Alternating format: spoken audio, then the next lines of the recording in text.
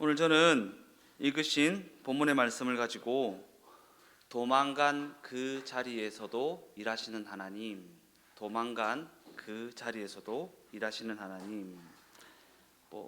제목을 고민을 많이 했어요. 도망간 그 자리에서도 동행하시는 하나님, 도망간 그 자리에서도 함께 하시는 하나님, 도망간 그 자리에서도 함께 일하시는 하나님. 여러 가지 제목이 있는데 그 모든 제목이 다 일맥상통하는 제목인 것 같습니다. 그런 관점에서 오늘 본문 사도행전 8장은 빌립 집사의 전도 활동에 대해 보도하고 있는데, 그 앞장 사도행전 7장은 스데반의 순교를 보도하고 있고 뒤이어 빌립의 전도가 보도되고 있다라는 것입니다. 여기서 우리가 그저 빌립의 전도만 놓고 보면 복음이 사마리아 땅까지 전파되었구나, 빌립이 큰 일을 해냈구나 라는 생각을 하게 될 것입니다. 그러나 이를 사도행전 전체의 맥락 속에서 살펴보면 빌립의 사역은 7장에 기록된 스데반의 사역과는 뭔가 대조를 이루고 있다는 사실을 우리가 확인하게 됩니다. 7장에 기록된 스데반 집사의 사역, 그리고 8장에 기록된 빌립 집사의 사역, 그 사역의 대조를 이루고 있다라는 관점을 가지고 오늘 본문 말씀을 살펴보면 이해하기가 더욱 좋을 것입니다. 왜냐하면 이는 스데반의 담대한 설교나 성령과 지혜로 충만한 모습이나 사람들로부터 받은 칭송이나 더 나아가 그가 감당했던 순교라는 그 영광스러운 결말이 신앙의 표준인 것처럼 오해되지 않도록 빌립을 의도적으로 등장시키고 있는 대목이기 때문입니다. 우리가 7장까지만 보면 스데반 대단하다, 순교도 하고 저렇게 사람들 앞에서 설교도 하고 말씀도 전하고 하면서 스데반만을 정답처럼 생각하기 쉬운데, 성경은 의도적으로 빌립을 등장시킴으로 인해서 사람의 어떠함이 아닌 하나님의 하나님 되심을 나타내고 있다라는 사실입니다. 왜냐하면 빌립은 스데반의 그러한 순교로 말미암아 예루살렘 교회에 박해가 일어나게 됐을 때 그러한 박해를 견디지 못하여서 도망을 간 사람 중에 하나였기 때문입니다. 그래서 오늘 제목이 도망을 간 그 자리에서도 일하시는 하나님이라는 제목을 붙이게 된 것입니다. 사도행전 8장 1절 말씀입니다. 사울은 그가 죽임당함을 마땅히 여기더라. 그날에 예루살렘에 있는 교회에 큰 박해가 있어 사도 외에는 다 유대와 사마리아 모든 땅으로 흩어지니라. 빌립이 도망을 간 지역은 사마리아라는 지역입니다. 왜 사마리아로 도망갔습니까? 왜냐하면 당시 사마리아는 그를 죽이려 했던 유대인들이 가장 외면했던 지역이고 가장 꺼림직하게 생각했던 지역이 바로 사마리아였기 때문입니다. 그러기에 당시 사마리아는 유대인들이 설마 여기까지 쫓아오겠는가 라고 말하며 안도할 수 있는 그러한 지역이 바로 사마리아였습니다. 그래서 빌립이 사마리아로 도망을 가게 된 것입니다. 우리는 유대인이었던 빌립이 사마리아 땅까지 도망을 갔다는 사실을 통해 도망을 할 당시 그가 얼마나 큰 두려움에 사로잡혀 있었는지를 짐작할 수 있습니다. 본인 스스로도 유대인이었던 빌립이 유대인이 그렇게 꺼림칙하게 생각하는 사마리아 땅까지 도망을 갔다라는 사실을 통해 우리는 정말 빌립이 두려움에 사로잡혀 있었구나, 정말 무서워서 그렇게까지 했겠구나라는 사실을 우리가 확인할 수 있다라는 것입니다. 이처럼 사마리아는 빌립이 목숨을 부지하기 위하여 비겁하게 도망을 간 자리입니다. 그러나 그럼에도 불구하고 하나님께서는 그가 도망을 간 그 자리에서도 그와 함께 하셨고 그와 함께 일하셨고 그를 통해 당신의 일을 성취해 나가셨다라는 사실입니다. 그리고 이것이 바로 오늘 본문 사도행전 8장이 기록하고 있는 놀라운 증언입니다. 놀라운 증언이요. 왜냐하면 이 증언은 하나님께서 스데반과 같이 순교를 감당한 자만 쓰시는 것이 아니라 빌립과 같이 도망을 간 그 사람도 쓰신다라는 사실을 우리에게 증언해 주고 있기 때문입니다. 뭔가 훌륭하고 높은 위치에 서고 내가 완성된 것 같은, 뭔가 이룬 것 같은 그러한 자들을 통해서만 하나님이 일하시는 것이 아니라 빌립과 같이 자기의 자리를 지키지 못해서 도망을 간 그 사람을 통해서도 얼마든지 일하시고 얼마든지 영광을 받으신다라는 것입니다. 그리고 우리가 이 사실에 대한 이해를 가지게 되면 우리는 우리가 직면한 신앙 현실에 대하여 더욱 깊은 의미에 도달할 수 있다라는 것입니다. 그러한 관점을 가지고 호세아 12장 1절에서 4절까지의 말씀을 다 같이 한번 읽어보겠습니다.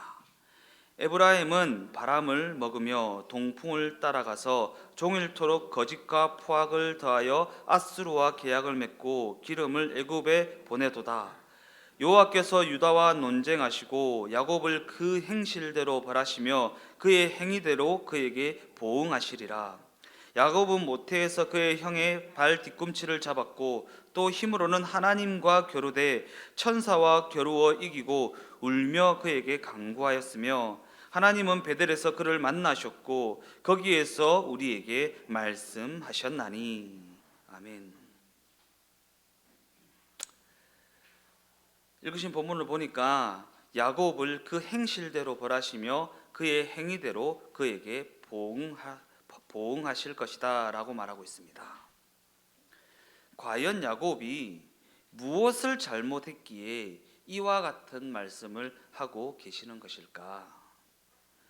우리가 이어지는 내용을 보면 야곱은 태어날 당시 형 에서의 발 뒤꿈치를 잡고 나왔다라는 증언을 살펴볼 수 있습니다. 즉 이는 야곱의 그 인생이 자신의 욕심을 이루기 위해서라면 무슨 일이라도 서슴없이 감행할 수 있는 그러한 인생이었다라는 것을 보여주는 대목입니다. 자신의 욕심을 이룰 수 있다면 무슨 일이라도 서슴없이 감행할 수 있는 그러한 인생이었다. 이는 어떤 도덕적 행위라는 도덕적 행실이라는 기준이 아니라 하나님의 그 섭리하심을 인정하느냐의 기준입니다. 야곱이 똑바로 살았느냐, 똑바로 살지 않았느냐, 야곱이 그 행위가 하나님이 보시기에 합당했느냐, 합당하지 아니하였느냐라고 하는 어떠한 도덕적 기준으로 말씀하시는 것이 아니라 그 인생이 그가 하나님을 인정하느냐 인정하지 아니하느냐, 하나님의 섭리하심을 인정하며 살아가고 있느냐 그러지 아니하느냐의 기준이라는 것입니다. 그것을 가지고 야곱의 그 행실대로 벌하시며 그 행위대로 보응하실 것이다. 그 행실이라는 것은 도덕적 기준이라는 행실이 아니라 하나님을 인정하느냐 인정하지 않느냐, 하나님의 섭리하심 앞에 항복하느냐 항복하지 아니하느냐의 기준이라는 것입니다. 그런데 그러한 야곱이 하나님을 인정하지도 않았고 하나님의 그 섭리하심 앞에 항복하지도 않았던 그 야곱이 천사와 겨루는 가운데 그에게 울며 간구했다라고 말씀하고 있습니다. 울며 간구했다. 이는 창세기 32장에 기록된 얍복이라는 강가에서 일어난 사건인데, 이 사건에서부터 거슬러 올라가다 보면 야곱은 장자에게 허락된 복을 차지하기 위해서 형과 아버지를 속여 그 장자권을 빼앗고 분노한 형을 피해서 외삼촌 라반의 집으로 도망을 가게 됩니다. 여기서도 도망을 가는 야곱이 등장하고 있습니다.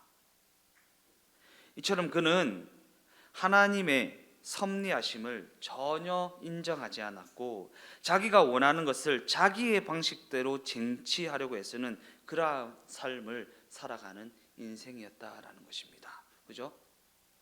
장자권이 장자의 축복이 장자에게 돌아가는 것은 하나님의 섭리하심입니다. 하나님의 하나님 되심입니다. 그런데 그 섭리하심 앞에 굴복하지 아니하였고 항복하지 아니하였고 그것을 자기가 쟁취하기 위해서 자기가 가진 모든 방법을 동원하는 자, 그 인생이 바로 야곱이었다라는 것입니다. 그는 외삼촌 라반의 집에 가서도 자기의 방식대로 큰 부자가 되게 되는데 외삼촌이 야곱의 소유를 시기함으로 말미암아 거기에서 함께 살 수 없는 지경에 이르게 됩니다. 더 이상 오갈 데가 없어진 그는 고향 땅으로 돌아가려 하는데 20년이라는 긴 세월이 지났음에도 불구하고 그의 형 에서는 여전히 복수의 칼을 갈고 그를 기다리고 있습니다. 돌아오기만 돌아와라. 내가 너를 벌할 것이다. 라는 마음을 가지고 야곱을 기다리고 있습니다. 그러한 형 에서의 근황을 들은 야곱은 고향으로 가는 길목에 위치한 얍복이라 이름하는 강가에서 모든 소유를 먼저 보낸 후에 홀로 전전긍긍하며 밤을 지새우게 되는데 그때에 하나님이 나타나셔서 그와 씨름을 하시는 것입니다. 이는 하나님이 요구하시는 항복을 야곱이 여전히 거부하고 있기에 하나님께서는 그에게 씨름을 걸고 계시는 것입니다. 왜 씨름을 거신다고요? 그에게 항복을 받아내기 위해서. 지금 야곱이 마지막 발악을 하는 거죠. 살아볼 거라고. 어떻게 해서든 한번 살아볼 거라고. 어떻게 해서든 그 목숨을 한번 부지해 볼 거라고 고민을 하고 있는 거잖아요. 고민을 하고 있는. 내가 어떻게 하면 형의 그 살인의 위협으로부터 목숨을 건질 수 있을까라는 고민을 한다고 밤을 지새우고 있는 것 아니겠습니까? 그러한 씨름을 하는 가운데 동이 트려 하자 하나님이 야곱의 허벅지 관절을 쳐서 꺾으시고 그를 떠나려 하시는데 이는 나는 이제 너를 버리겠다. 나는 너를 이제 포기하겠다라는 선언이었습니다. 그런데 그때야 비로소 야곱은 나를 축복하지 않으면 당신을 보낼 수 없습니다라고 말하며 그에게 매달리기 시작합니다. 울며 간구하였고 울며 매달리었고 하나님이 그에게 묻습니다. 이 이름이 무엇이냐? 그가 대답합니다. 제 이름은 야곱입니다. 여기서 하나님이 야곱에게 이름을 물으시는 것은 너는 네가 원하는 것을 네 손으로 빼앗아 해결하던 약탈자가 아니냐? 네 방식대로 네가 원하는 것을 쟁취하던 약탈자가 아니냐? 그런데 왜 지금 너는 나에게 축복을 해달라고 떼를 쓰느냐라고 말씀하시는 뼈아픈 지적입니다. 뼈아픈 지적이요.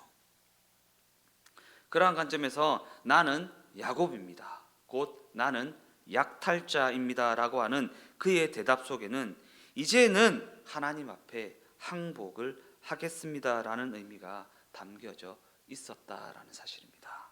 이제는 하나님 앞에 항복을 하겠습니다. 하나님은 그때서야 비로소 야곱에게 네가 하나님과 겨루어 이겼다라는 뜻을 가진 이스라엘이라는 이름을 그에게 주십니다. 이스라엘이요. 과연 그에게 그와 같은 뜻을 가진 이름을 주신 그 이유는 무엇일까?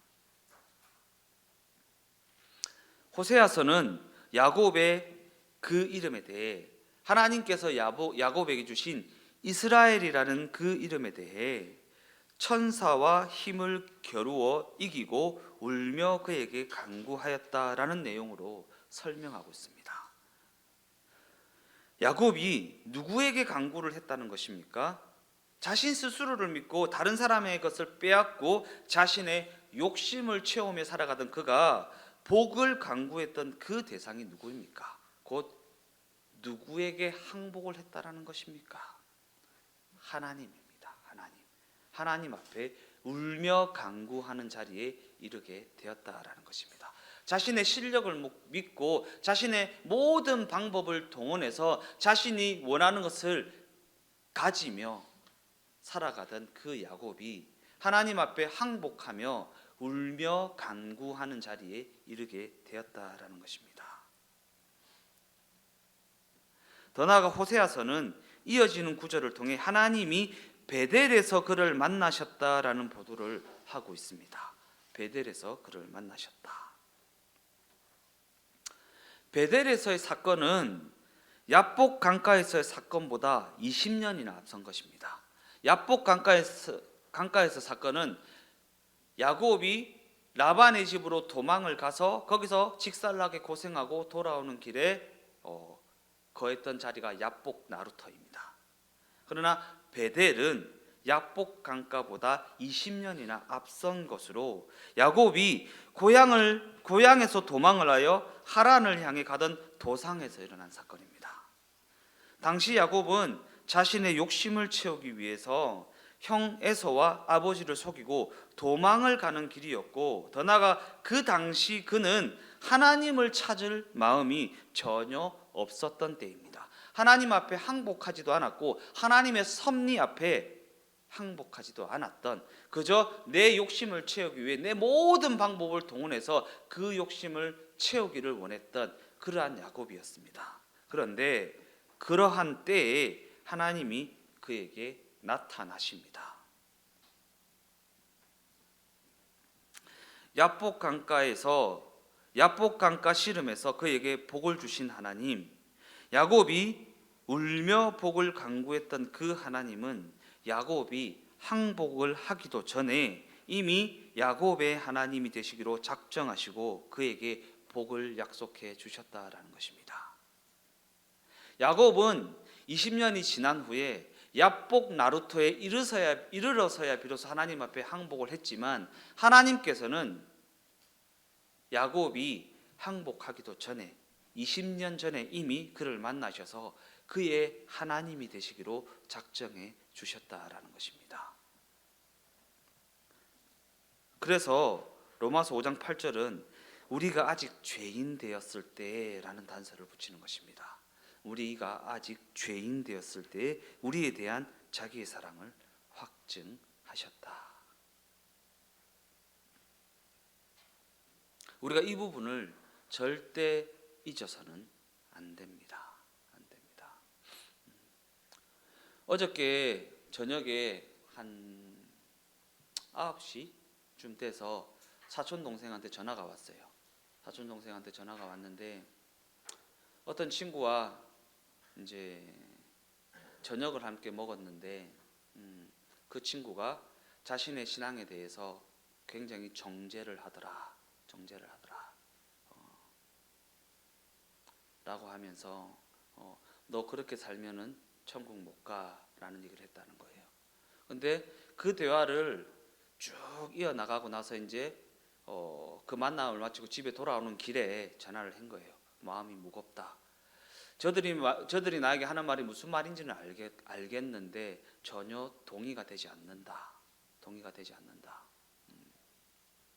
그래서 사촌 형님이 목사라는 게 이럴 때 필요한 것이 아니냐라고 하면 저한테 전화를 한 거예요.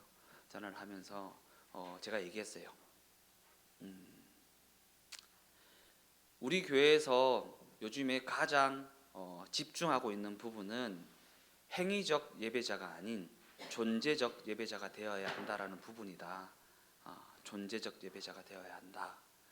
우리 기독교 신앙은 내가 예배를 드렸기 때문에 구원받는 것이 아니라 구원을 받았기 때문에 예배를 드리는 것이다. 라는 부분. 예.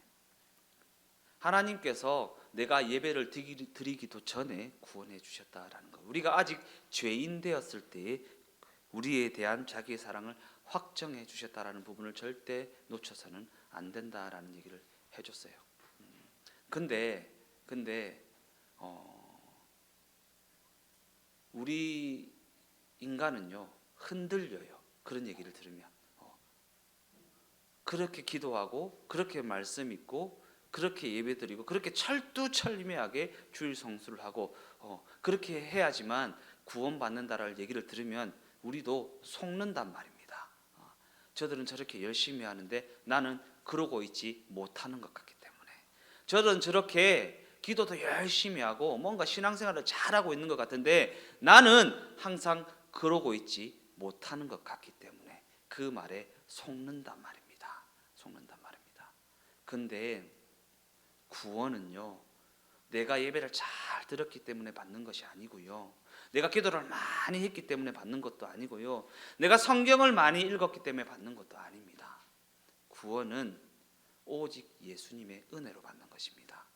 예수님이 우리 죄 때문에 죽어 주셨기 때문에 받는 것이 구원입니다.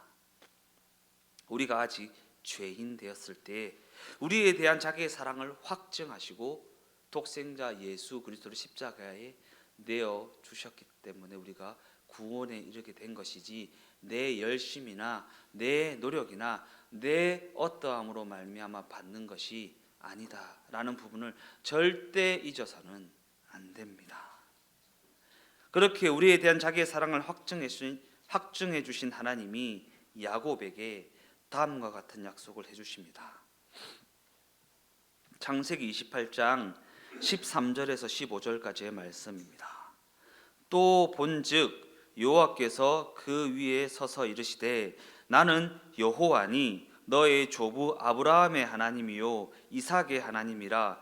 네가 누워 있는 땅을 내가 너와 내 자손에게 주리니 내 자손이 땅의 티끌같이 되어 내가 서쪽과 동쪽과 북쪽과 남쪽으로 퍼져 나갈지며 땅의 모든 족속이 너와 내 자손으로 말미암아 복을 받으리라. 내가 너와 함께 있어 네가 어디로 가든지 너를 지키며 너를 이끌어 이 땅으로 돌아오게 할지라. 내가 내게 허락한 것을 다 이루기까지 너를 떠나지 아니하리라 하신지라. 지금까지 야곱은 자기의 길을 스스로 결정하는 인생이었습니다. 홀로 결정하는 인생이었습니다. 하나님을 의지하지도 않았고 그에게 묻지도 않았고 그저 욕심을 따라 결정했습니다. 내가 원하는 것을 얻을 수 있다 하면 선택했고, 내가 원하는 것을 취할 수 없다, 내가 원하는 것을 취할 수 없다 하면 포기하는 것이 야곱의 인생이었습니다. 하나님은 야곱의 그러한 독단적인 결정을 하는 인생임에도 불구하고 사랑과 은혜와 긍휼과 신실하심으로 이 약속을 그에게 선언해 주십니다. 그러나 그럼에도 불구하고 야곱이 하나님의 이 약속 앞에 항복하기까지는 무려 20년이라는 시간이 필요했다라는 것입니다. 하나님이 약속을 해주셨지만, 하나님이 축복을 해주셨지만 그 약속이, 그 축복이 그에게 적용되기까지는 20년이라는 시간이 필요했다라는 것입니다. 즉 야곱은 야복 강가에서 하나님과 씨름하는 그 자리에 이르러서야 비로소 울며 간구하는 항복의 자리에 직면하게 되었다라는 사실입니다. 그러한 관점에서 호세아서는 야곱이 직면한 그 항복의 자리가 이미 20년 전에 그에게 이와 같이 약속하신 하나님의 섭리하심이라고 증언을 하고 있는 것입니다. 우리는 성경을 보기 때문에 결과론적으로 야곱 참 어리석다, 그냥 이렇게 하나님 앞에 항복하면 될 긴데 뭐 그렇게 살아볼 기라고 아등바등하노 라고 생각하지만, 우리 또한 야곱과 같이 그렇게 어리석은 삶을 살아갈 때가 많이 있다라는 것입니다.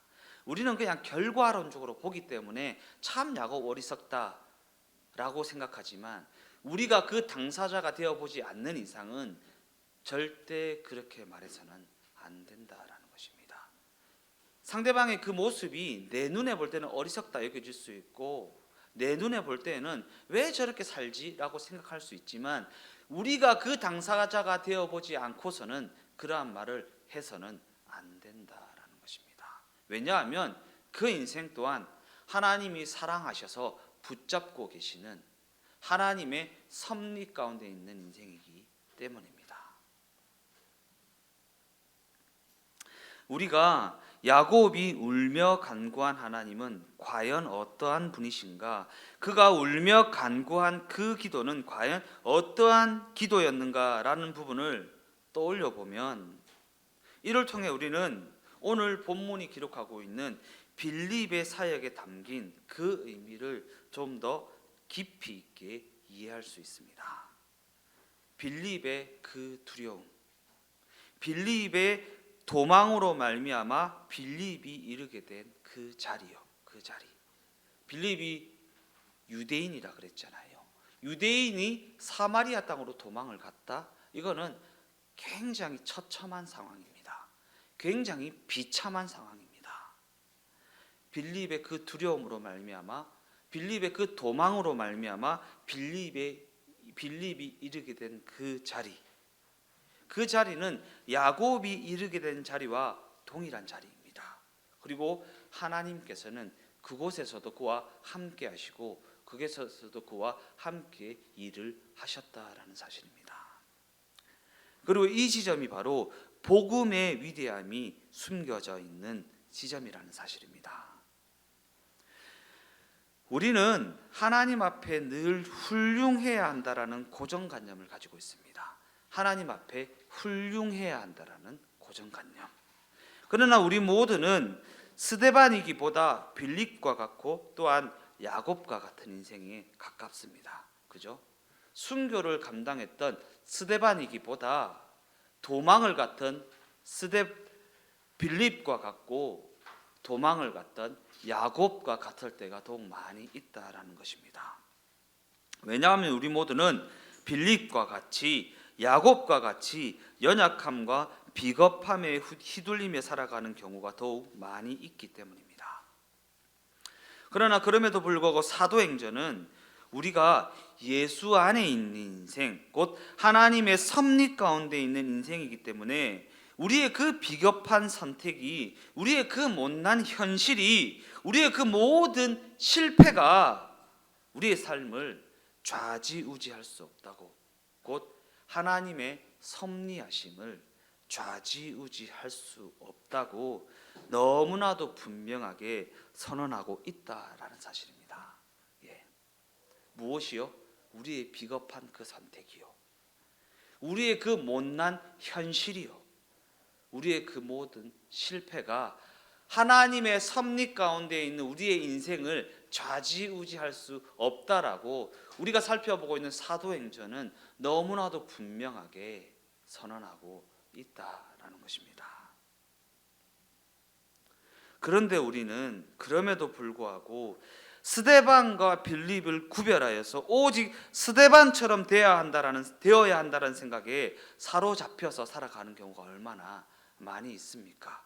그래서 내가 보기에 스데반처럼 보이는 그 사람을 우러러하며 그 사람처럼 되지 못하는 내 자신을 자책하며 살아가는 경우가 얼마나 많이 있습니까?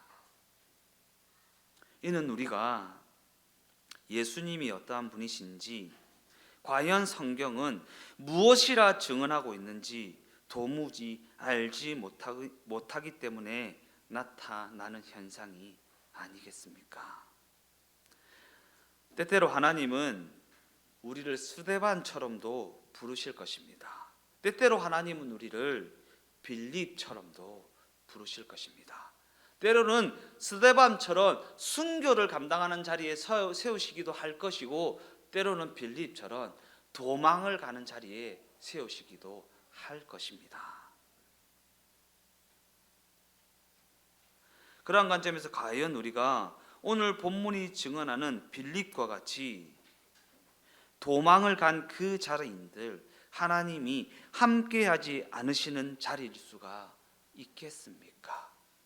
우리가 도망을 간 그 자리인들, 우리가 원하지 않는 그 자리인들, 우리가 기대하지 않았던 그 모습인들 하나님이 함께하지 않으시는 자리일 수가 있겠습니까? 그런 찬양 있잖아요.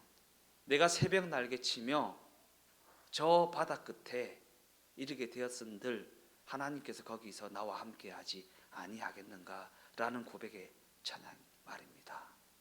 내가 어디에 이르게 되었든지 어떠한 상황에 직면하게 되었든지 하나님께서는 거기서 나와 함께 하시며 나와 함께 일하시며 나의 그 못난 현실과 내 그 못난 실패를 통해 일을 하시겠다고 말씀하지 아니하십니까? 내가 너와 함께 있어 네가 어디로 가든지 너를 지키며 내가 내게 약속한 것을 다 이루기까지 너를 떠나지 아니하리라. 과연 이 약속이 어디에서 주어진 약속이라고 했습니까? 이미 20년 전에 베델의 사건에서 주어진 약속이라고 했습니다. 우리가 아직 죄인 되었을 때에 주신 약속이라는 것입니다.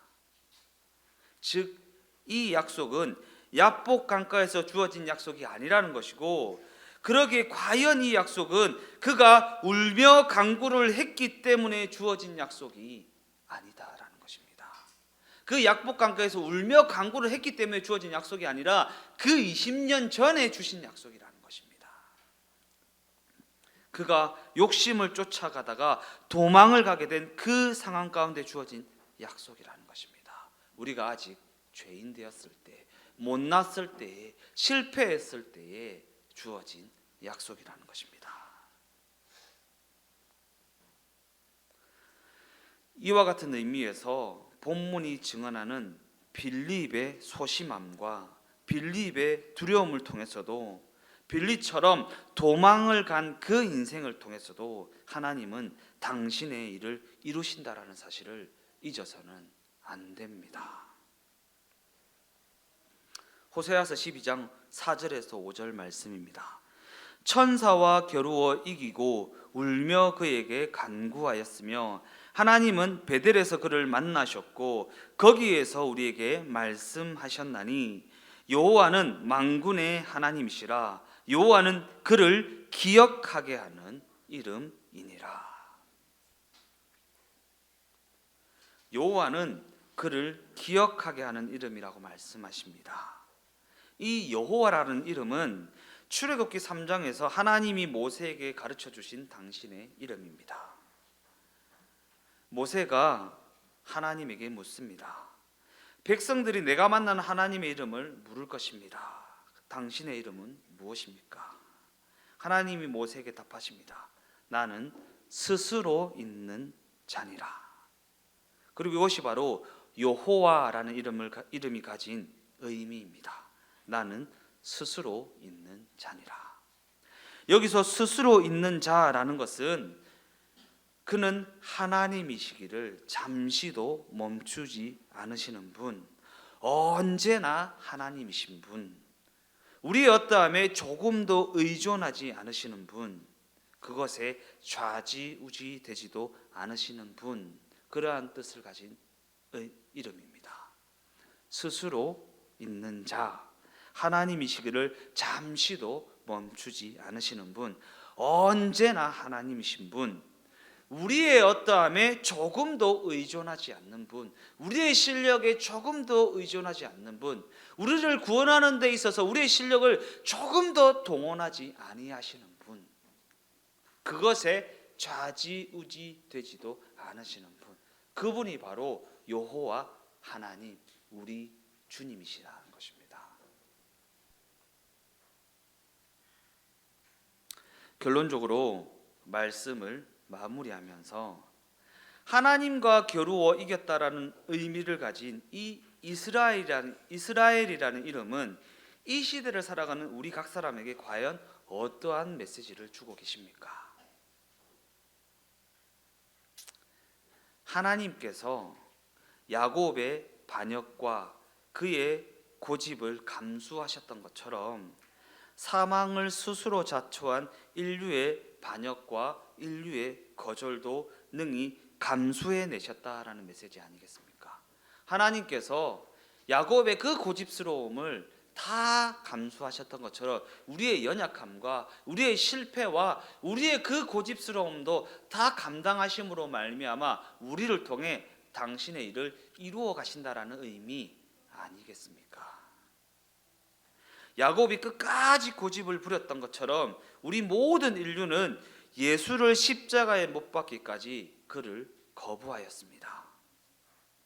그러나 그럼에도 불구하고 하나님께서는 인류의 반역과 인류의 거부를 상징하는 그 십자가 죽음을 통해 부활의 생명을 만들어내시고 우리로 하여금 그 영광스러움에 동참할 수 있게 하셨습니다. 이렇게 이루신 승리의 영광을 야곱과 방불하고 빌립과 방불한 우리 각 사람에게도 허락해 주셨다라는 것입니다. 그 승리의 영광을 말입니다. 그리고 이것이 바로 이스라엘이라는 이름이 가진 고집스러움이고 그 고집스러움을 능히 감당해내신 여호와라는 이름에 담긴 의미, 곧 하나님의 하나님 되어 주심이라는 것입니다. 하나님의 하나님 되어 주심. 우리 모두는 야곱과 같이 하나님과 겨루어 이긴 자들입니다. 야곱과 같이 하나님과 겨루어 이긴 자들. 그러나 이는 우리의 그 고집스러움이 하나님의 하나님 되심을 꺾었다는 의미가 아니라 우리의 거부와 우리의 배신을 하나님이 감수하심으로 말미암아 거기에 하나님의 승리의 깃발을 꽂으셨다라는 의미입니다. 때때로 우리는 우리의 인생이 빌립과 같은 처지에 놓여 있다고 그렇게 낙심할 때가 너무나도 많이 있지만 그럼에도 불구하고 하나님은 그 인생을 귀하다 말씀하십니다. 귀하다 말씀하십니다. 처참한 자리에 도망을 간 빌립과 같은 처지에 있는 우리의 인생을 하나님이 귀하다 말씀하십니다. 그리고 그 인생을 통해서도 일하기를 원하신다고 말씀하고 계시다라는 사실입니다. 그러한 삶을 살아가는 우리와 동행하기를 원하신다라는 것입니다. 그러한 처지에 놓여 있는 우리와 동행하며 당신의 일을 이루어 나가기를 원하신다라는 것입니다. 왜 그렇습니까? 왜 그렇습니까?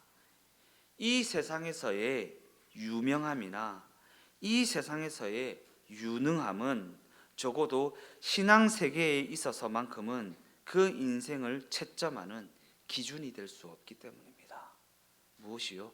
이 세상에서의 유명함, 이 세상에서의 유능함은 그 인생을 채점하는 기준이 결단코 될 수 없다. 적어도 신앙 안에 있는 우리의 인생에 있어서만큼은 말입니다. 그것은 그저 하나님이 부여하신 배역의 차이에 불과합니다. 역할의 차이에 불과하고 사명의 차이에 불과합니다. 사명의 차이에 불과합니다. 더 나아가 우리가 기억해야 할 가장 중요한 사실은 우리가 하나님을 아버지라 부르는 존재가 되었다는 사실에 있습니다. 곧 우리가 예수님을 그리스도로 믿게 되었다는 사실, 이 사실이 바로 성도에게 주어진 특권이라는 것입니다.